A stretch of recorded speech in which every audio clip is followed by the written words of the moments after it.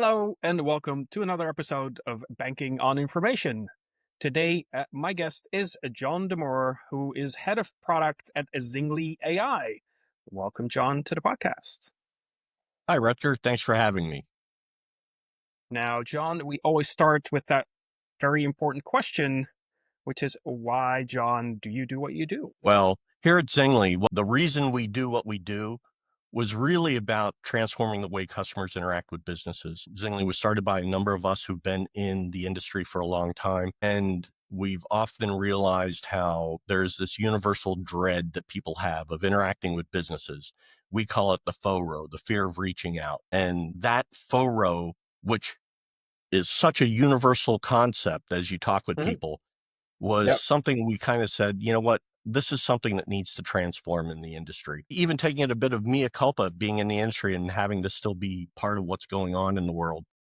Mhm. And so that really led us with Zingly on the mission to transform how people interact with businesses. There's been this understanding that, oh, if you delight your customers, you have to trade off on the value of cost that's happening.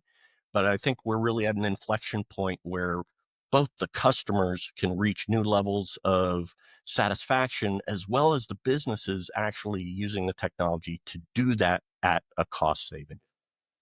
So you are passionate about customer experience being better and people not having that fear of reaching out to companies and then being in that dreadful wait line or getting someone on the phone that might be super unhelpful or a chatbot that really doesn't know what it's talking about. So you're passionate about changing that and making the world a better place from a customer perspective. Helping businesses be more profitable doing it. That is a great why, because I think in some shape or form, everyone has probably experienced that, right? That dread of like, oh, now I need to call my bank, my utility provider, because something went wrong and now I need to engage with them, but I'm actually dreading it. Having been in the industry and when people ask what I do, I say, oh, I'm in contact center, I'm in CRM, whatever, and kind of having to imperceptibly hang my head a bit because I know they're like, you know, I hate having to do that. I hate being in the queue and waiting and starting over. That each time I call, I'm going to start this process over again. Please don't transfer me, right? Right. Yeah, These are the experiences people deal with, and it's global. We go to shows, we talk in front of crowds, and the whole place will chuckle and nod their heads when we talk about FORO. absolutely. Now, why did you call it Zingly? Because tying into this whole idea, we believe that customer experience should be amazingly delightful for the customers. Let's get to the point where it's amazingly productive, amazingly satisfactory for the customers. Amazingly Zingly. That there you go. That is the unlock of the name of the company. Now, what is the number one use case that you solve for, John? So the number one use case we go for here is addressing the particular challenges that we talked about with FORO and also helping the businesses here leveraging the new technologies in agentic AI to really take care of those starting at the low end of the spectrum, that we can actually eliminate and automate some of those first level calls that are coming in. And that can be done immediately for the customers without having to wait to get through a queue.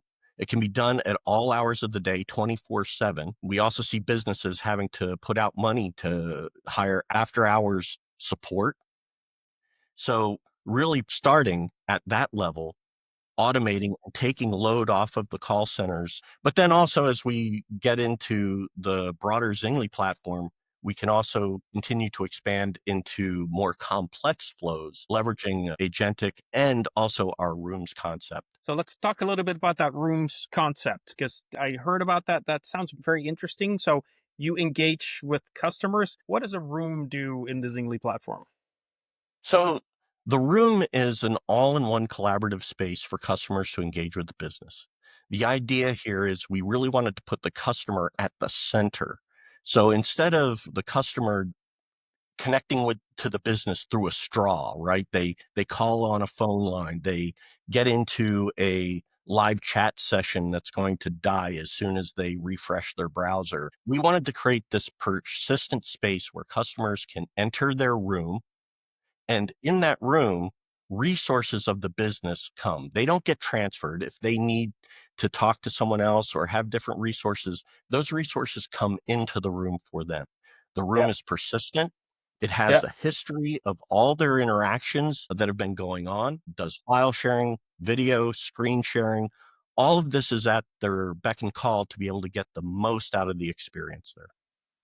So when a customer engages through multiple channels and maybe over a period of time, so I might be calling in about my mortgage with my bank, they would open up a room for that particular context. And then if I walk into the branch 2 days later and say, hey, I have one more question, can they then see that in the branch? Absolutely. The whole idea is this is persistent. It follows the customer. The key there with persistence was eliminating that whole starting over fear. The idea if I transfer someone, if I as a customer get transferred, I'm going to start over. Here, we wanted to shift the perception to I don't get transferred. People Right. come to me. Yeah. And all the information and the context is still there in the room so people can very quickly see what was already shared, what was already discussed. That sounds amazing, I would say, amazingly. Now, when you talk to your customers, the customers that already use your platform, what do they say to you how they get value from the platform? So customers are seeing a lot of value with the persistence of the rooms and the AI involved with that. So one, the connection Hmm. between the two, the context of the room really provides deep granularity for the AI to be more personalized. But the value they see is one, they're definitely seeing value in the after hours, having automated support throughout the day, and being able to eliminate paying for after hours support. The other thing is we're seeing reduction in AHT. The Hmm. automation within the room allows it to actually say, do the legwork or do some of the lower level triage or data collection. And then it intelligently will notify a human agent when to get involved. This is what we call our relationship AI. And the idea here is that AI can take it to the fullest extent that it can. And if needed, it can intelligently say, it's time to bring in a human. So if I ask qualifying questions, I now have all that. Then, hey, let's get someone in here to take it the rest of the way. And that's on top of the ability of the many interactions we can handle autonomously, from start to finish.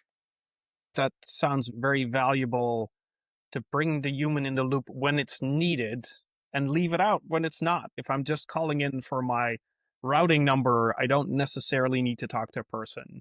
But if I want to talk about my retirement or I'm a first time home buyer, want to learn about what mortgage options are, that might be something where a human needs to be in the loop. One of our customers, large financial services customer, they have seen rollover retirement, their process go from 60 days down to 15 days because this is a more complex process and they would be chasing the customer follow-ups, but having that persistent room allowed the customers to come in at their own time to provide information as opposed to waiting in a queue to provide information. And having the AI be able to check that information, gather it, and then let the advisors know when a particular room is ready to move to the next stage. That's very valuable. I like to do this thing called futures thinking. Now we both don't know what the future's going to bring tomorrow or further out, but I like to ask you what a possible future could look like. And I'd like to think 10 years out from now. So 2035, what does customer engagement look like 10 years from now? If I project out the trends that we're working on, we're seeing today with the advent of agentic AI and generative AI coming into play, I really see where we can eliminate that FORO that we Yeah. talked about completely. If you look at what happens, you have the challenge of silos in the channels and the methods of communication. And we're already overcoming some of that today. And generative AI is also playing a part in that, right? Being able to provide that truly conversational, almost lifelike experience in some of these channels. And then on the back end, You have the siloed systems that people have. I've got my CRM, I've got my MarTech stack, I've got all of this. And the amount of work that the employees and agents have to do to overcome that, the great swivel chair problem that happens. And this is where these agents can come into play. The automation and orchestration that's happening today, but really projected out to the horizon, can really sort of mesh these systems into one cohesive experience. I like to say that the technology fades out and you almost get back to that, like 100 years ago, it was two people shaking hands doing business.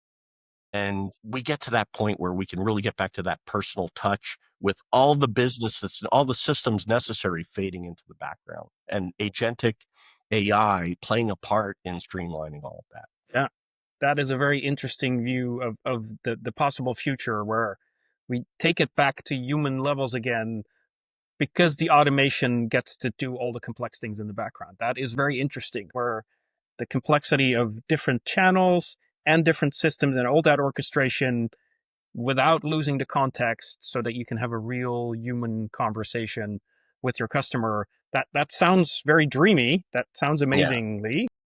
amazing. Now, if people want to get ready for such a future today, what would they have to do to get ready for that future?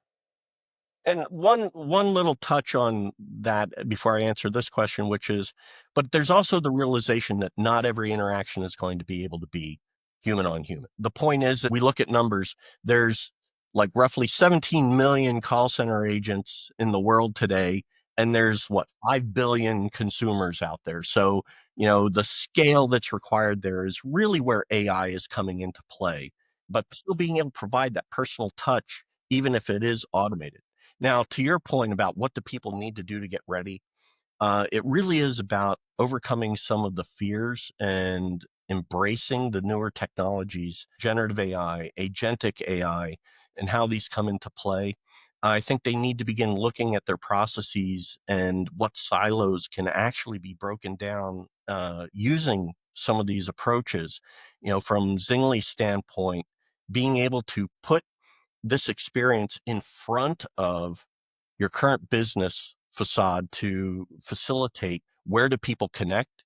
How do they understand that they can actually engage at this in a new way that brings this? We also see this coming in. I mentioned a word before, multimodality, being able to look at how can I provide new experiences that span multiple channels, that actually let them work in harmony together. This is something at Zingley we've been working on where, hey, I can now have a voice experience that seamlessly transitions into a digital experience and can actually coexist simultaneously, where maybe I'm actually conversing with a voice bot, but key elements of what I'm talking about are being recorded into the room digitally so that I have a record of it, but also in context of all my other interactions, but also that I can reference it. Like if I need an address to send a check to, then don't dictate it to me over the phone. Drop it in the room so I can reference it whenever I need to. So this idea of getting to a point where media is no longer a siloed channel, but is really sort of this orchestration of experience. That sounds like a really good um, future that we want to get to. And to get there is actually get past our fear. Think about the limitations that we have today. They aren't so amazing, right? And that the experience isn't so amazing. So maybe people are a little bit stuck. Actually, I think what you're describing is that Zingly can actually reduce that and give you that really amazing experience where you can go through the channel that you choose and the channels actually speak to each other. I think that's probably a good point to wrap this up on. Thank you, John, for being on the podcast. Thanks for having me, Rutger. It was a pleasure. And until next time, choose to be curious.